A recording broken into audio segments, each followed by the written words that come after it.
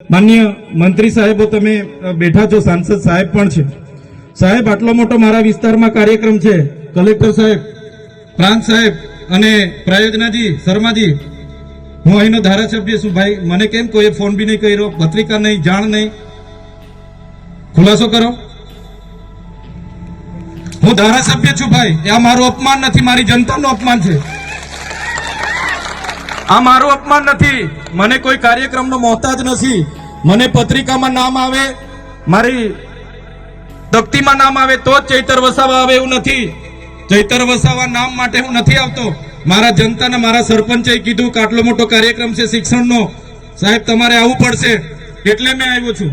અને કલેક્ટર સાહેબ, તમારી જવાબદારી છે, તમે વહીવટ છો, તમે મને ફોન કરીને જણાવો ને કાર્યક્રમ છે. મંત્રી સાહેબ ગાંધીનગર થી આવે છે, કઈ તકલીફ છે અમારાથી તમને? પ્રાયોજનાજી, શર્માજી, તકલીફ है आपको? તો કેમ ભાઈ તમે અમને જાણ નથી કરતા? કેમ આમંત્રણ નથી આપતા?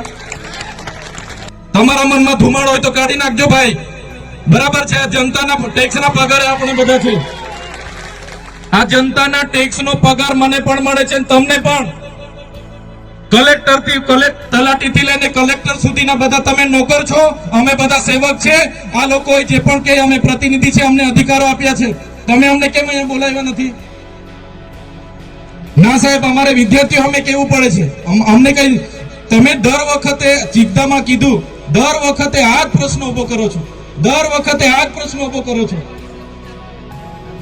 ઓ ભાઈ, ધારાસભ્ય છું, લોકોએ મને ચૂંટ્યા છે, મને આમંત્રણ જોઈએ ભાઈ. આ કોઈના પૈસાથી આ બિલ્ડિંગ નથી બની, તમારા ઘરના પૈસાથી બની છે. અરે વિષય પર તો મને આમંત્રણ કેમ નથી આપ્યું?